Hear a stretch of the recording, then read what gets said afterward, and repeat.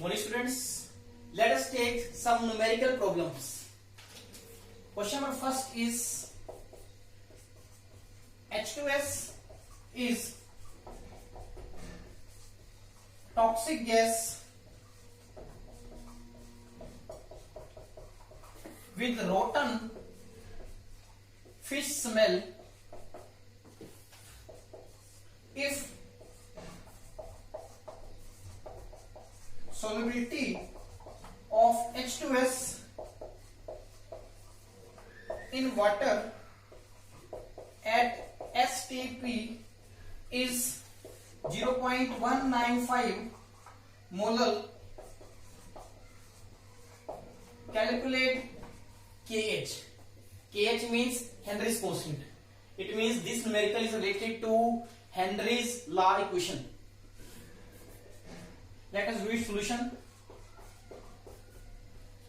Given that solubility of H2S in water at STP conditions is 0.195 molar, and you know that 0.195 molar H2S in water solution means 0.195 moles of H2S is present in 1000 gram of water.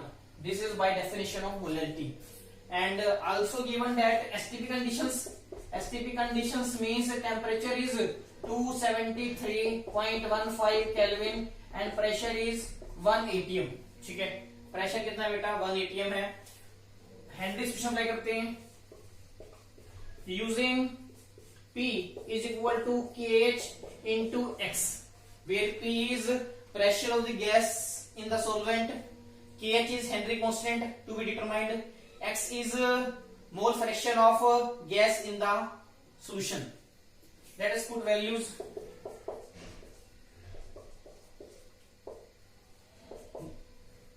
Mole fraction का formula apply कर दो. Number of moles of H2S divided by total moles means number of moles of H2S plus number of moles of H2O. ठीक है. And pressure you have to take is 1 atm. ठीक है, क्योंकि STP condition दे रखी है. इसको हमें solve करना है for KH. वैल्यूज पुट करते हैं. और 1 atm is equal to KH, ठीक है, into number of moles of H2S is 0.195 divided by 0.195 plus moles of water. Water कितना है बेटा? 1000 ग्राम. ठीक है, और मोल्स फॉर्मूला क्या होता है? Mass divided by molar mass. Molar mass water कितना होता है? 18. ठीक है, इसको अपन सोल्व कर लेना है. क्लियर. डिनोमिनेटर में आप देख रहे हो कितना है? 0.195. ठीक है, and that is very less than in comparison to 55.55. So you can neglect 0.195 in comparison to 55.55. So your equation will become 1 atm is equal to KH into 0.195 divided by 55.55. ठीक है. In this question you know that solubility in terms of mole fraction which is given. ठीक है, mole fraction has no unit, इसके कोई unit नहीं होते. ठीक है, तो KH के यूनिट क्या होंगे? जो प्रेशर के यूनिट है वो प्रेशर के क्या यूनिट चल रहे हैं? एटीएम में. तो यहाँ पर जब आप सोल्व करोगे, ठीक है, तो आपका जो आंसर आएगा KH में वो किस में आएगा बेटा? एटीएम के यूनिट्स में. क्लियर. क्योंकि mole fraction is unitless quantity, तो KH के यूनिट्स क्या होंगे? जो प्रेशर के यूनिट्स हैं. प्रेशर के यूनिट्स क्या थे? एटीएम में. तो KH जो आपका आंसर आएगा उसके यूनिट्स क्या होंगे? In atm. Clear. This is your first question. Clear. Please note down कर लेना आप. Second question is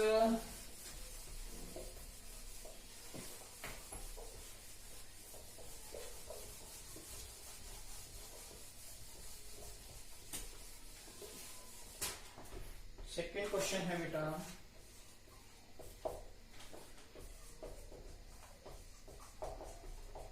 air contains oxygen and nitrogen in 1:4.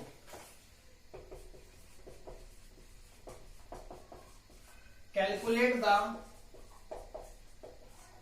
Ratio of solubilities in terms of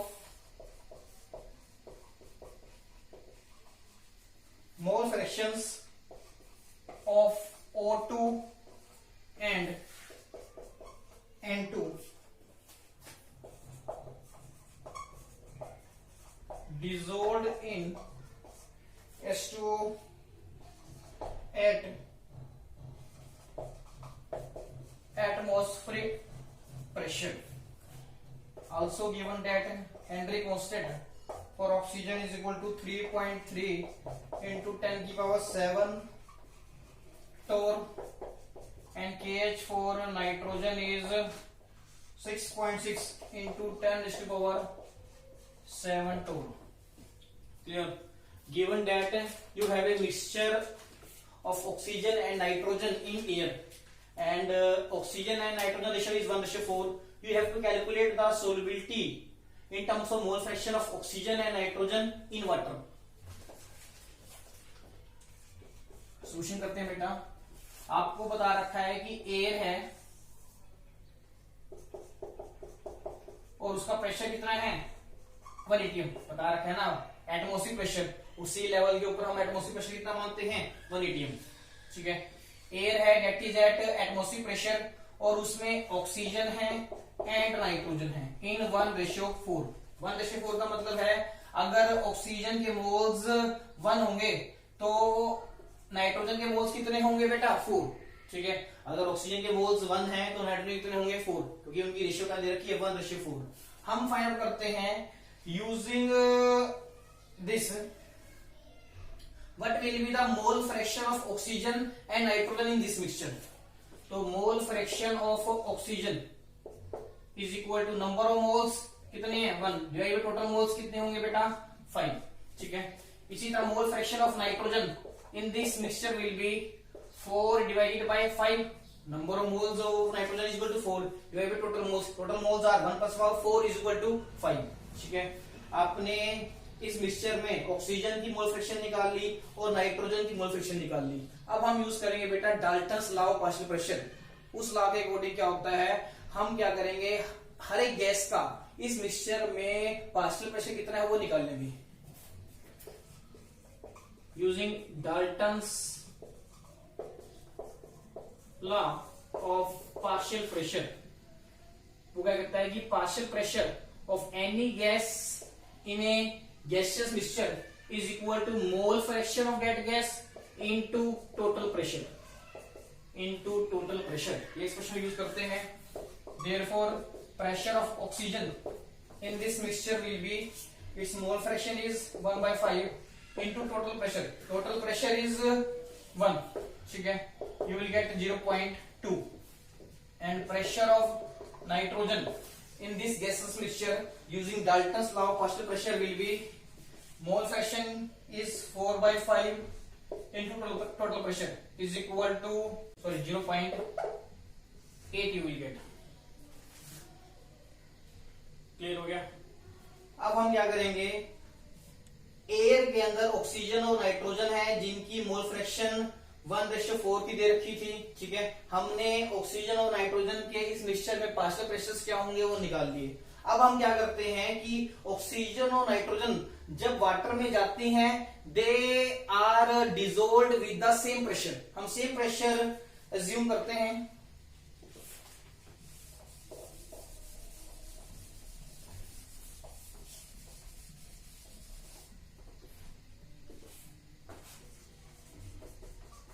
suppose oxygen and nitrogen are dissolved with same pressures. ठीक है. then by Henry's law we can write pressure of oxygen in a solvent is equal to mole fraction of oxygen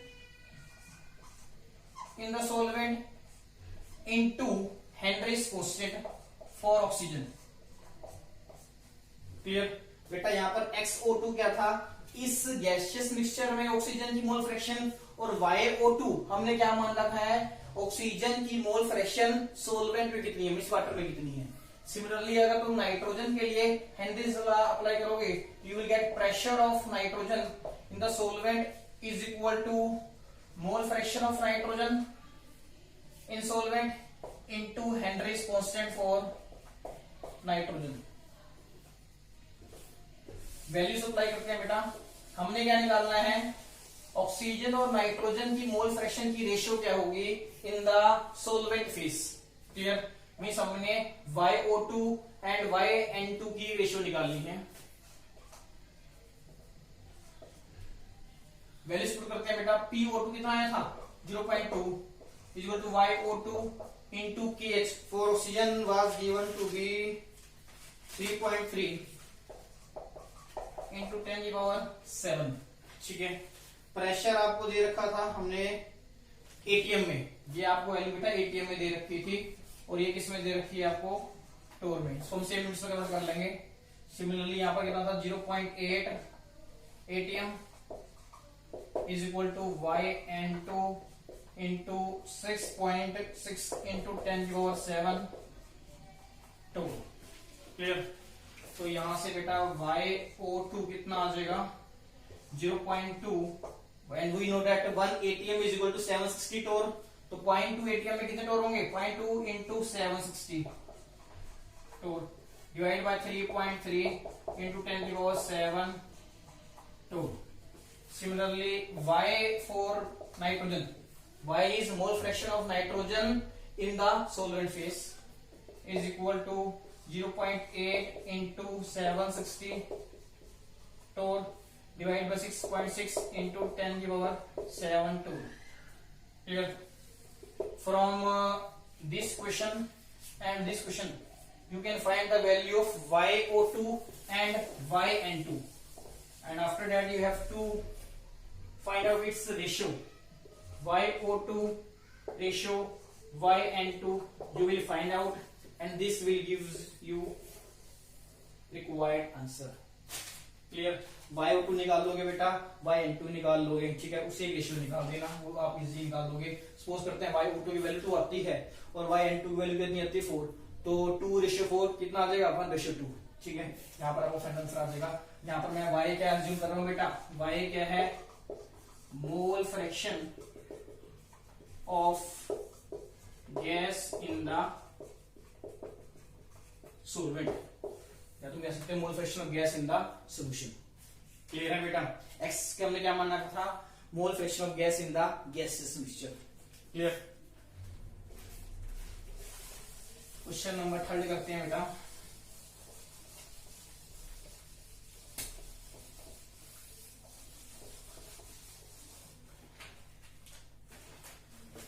Question 3 is calculate the quantity of CO2 in 500 ml of soda water when packed under 2.5 ATM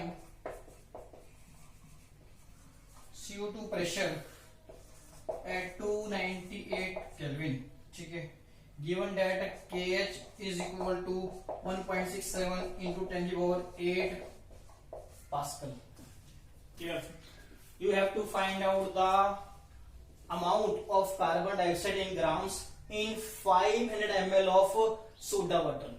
ठीक है, carbon dioxide का water में कितना pressure है 2.5 ATM।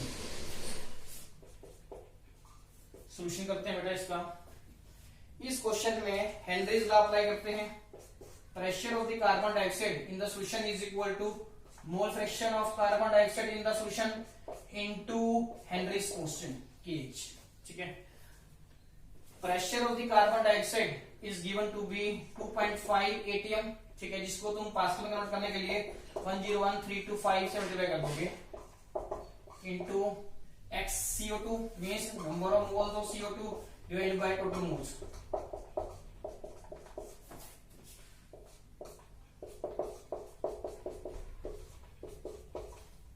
Clear. Suppose the solution is very dilute, हम मानते हैं कि सोडा वाटर के अंदर कार्बन डाइऑक्साइड की अमाउंट बहुत कम है, तो हम डिनोमिनेटर में number of moles of carbon dioxide को निगलेक्ट कर सकते हैं in comparison to number of moles of water.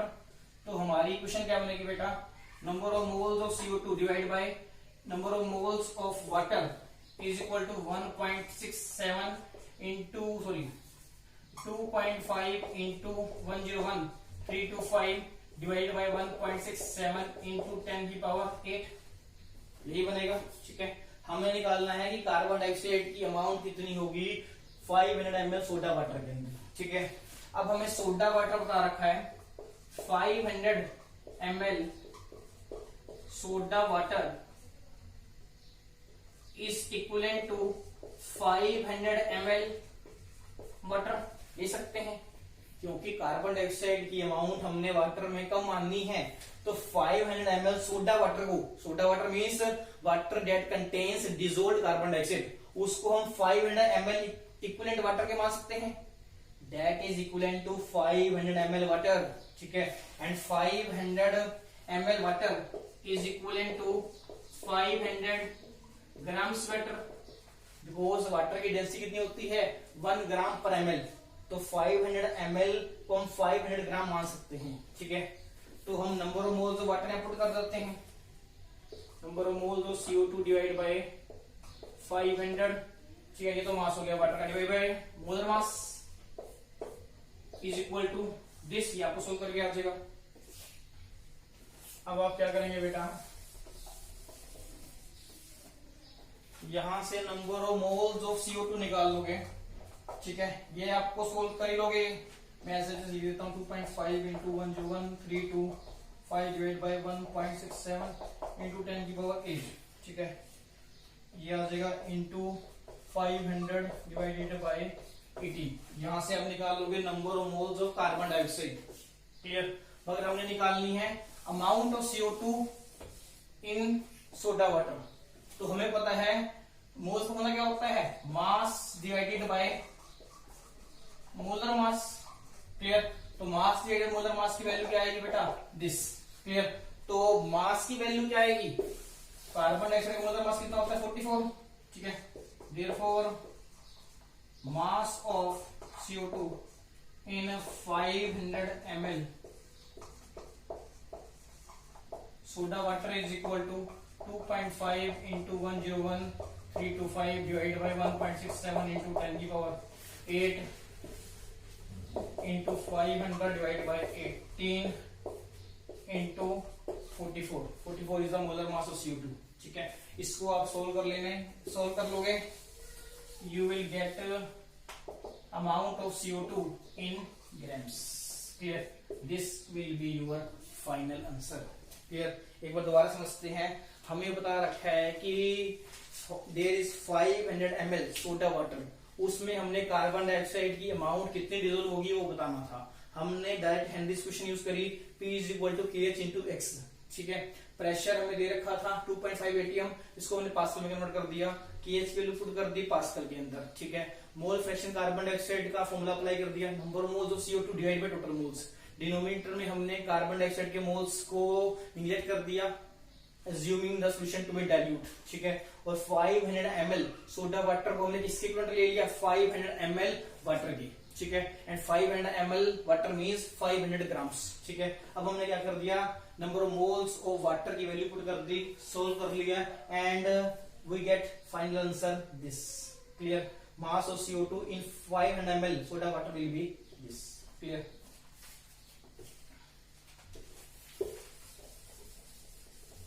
Next question है बेटा,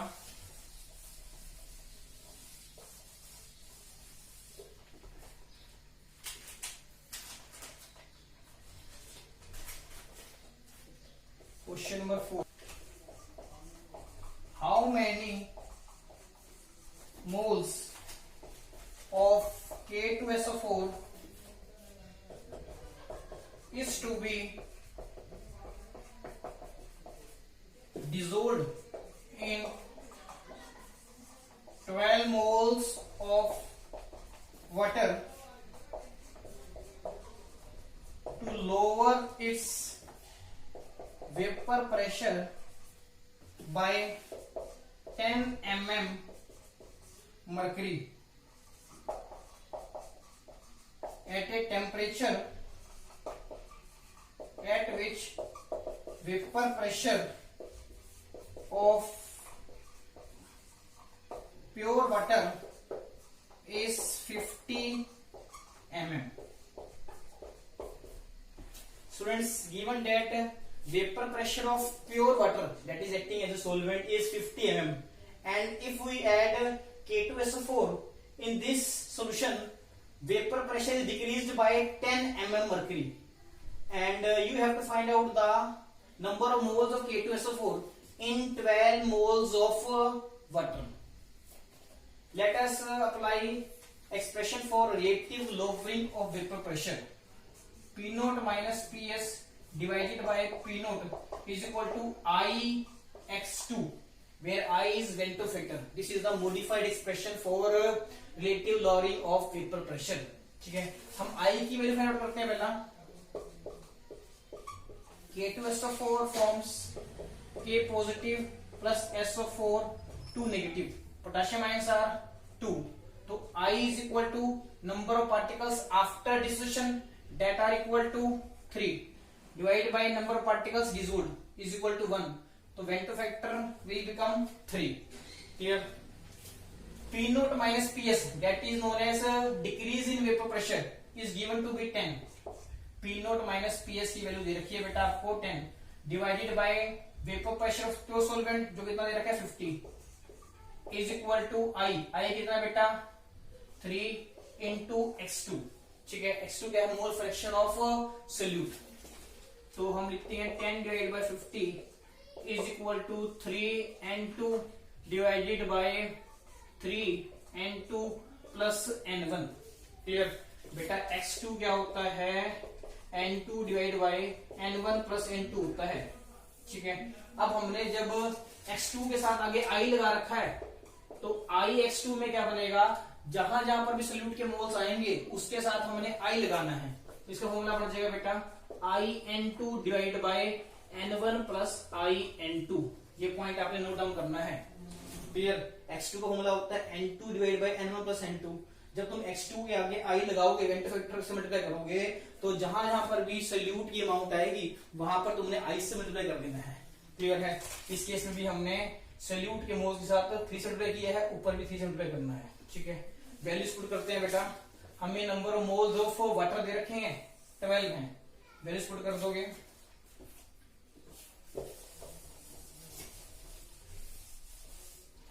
you will get 10 divided by 50 is equal to 3n2 divided by 3n2 plus 12.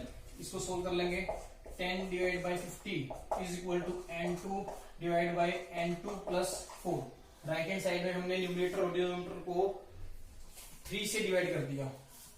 You will get 1/5 is equal to n2 divide by n2 plus 4 और n2 plus 4 is equal to 5n2. Clear? और 4 is equal to 4n2. Therefore n2 is equal to 1. Clear? Therefore moles of K2SO4 in this water will be equal to 1, and this is your final answer. Clear?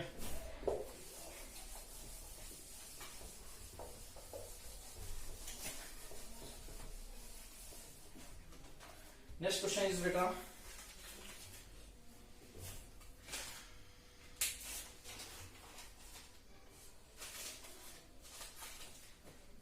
question number 5.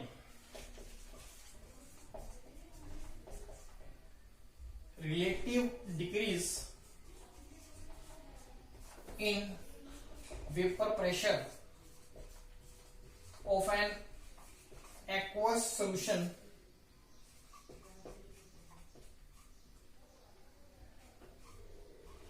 containing 2 moles of KCl in 3 moles of water is 0.50. Find percentage dissociation of KCl। हमने बता रखा है बेटा relative decreasing vapour pressure, जिसको तुम relative lowering of vapour pressure भी कह सकते हो। रिलेटिव लोअरिंग वेपर प्रेशर की वैल्यू दे रखी है 0.5। हमने बताना है कि KCl की परसेंटेज डिसोसिएशन कितनी होगी। तो आपको पता है KCl सोलवेंट में कैसे एवरेज करता है, like K positive and Cl negative, and after dissociation particles कितने बनते हैं 2। तो अगर हम डिग्री ऑफ डिसोसिएशन का फॉर्मूला अप्लाई करते हैं तो अल्फा डी का फॉर्मूला क्या होगा बेटा, for dissociation I-1 divided by N-1। Dissociation के लिए अल्फा डी का फॉर्मूला हमने अप्लाई कर दिया, I-1 डिवाइडेड बाय N-1। इस केस में n की वैल्यू कितनी है बेटा 2, तो I-1 डिवाइड बाय 1 आएगा अल्फा डी। क्लियर। अब तुमने क्या करना है, परसेंटेज डिसोसिएशन निकालनी है। हमें पता है परसेंटेज डिसोसिएशन का फॉर्मूला क्या होता है, alpha D into 100। Therefore percentage dissociation is equal to alpha D into 100। ये हमारा क्या आएगा फाइनल आंसर। ठीक है, इसको हम क्वेश्चन 1 देते हैं, इसको हम क्वेश्चन 2 दे देते हैं। अब हमने क्या करना है बेटा, आई की वैल्यू निकालनी है। आई की वैल्यू निकाल के हम क्वेश्चन 1 में पुट करेंगे, अल्फा डी आएगा, उस अल्फा को 100 से मल्टीप्लाई कर दोगे, you will gate percentage dissociation. तो आई की वैल्यू निकालनी हमने। इसके लिए हम फॉर्मूला यूज करते हैं रिलेटिव लॉगरिथम ऑफ प्रेशर का, P not minus PS upon P not is equal to I(x2) और P not minus PS upon P not is equal to I(n2) divided by I(n2) plus N1। ठीक है, ये आपको मैंने बताया था। अब आप क्या करोगे, इसकी वैल्यू दे रखी है आपको 0.5। 0.5 इज इक्वल टू, और N2 दे रखा है आपको 2, N1 दे रखा है 3, ये आएगा 2I divide by 2I plus 3। Clear. इसको सोल्व कर लेंगे, I की वैल्यू आ जाएगी, देखो 0.5 into 2I plus 3 is equal to 2I। You will get I plus 1.5 is equal to 2I। 1.5 is equal to I। Clear. I की value कितनी आ गई बेटा 1.5।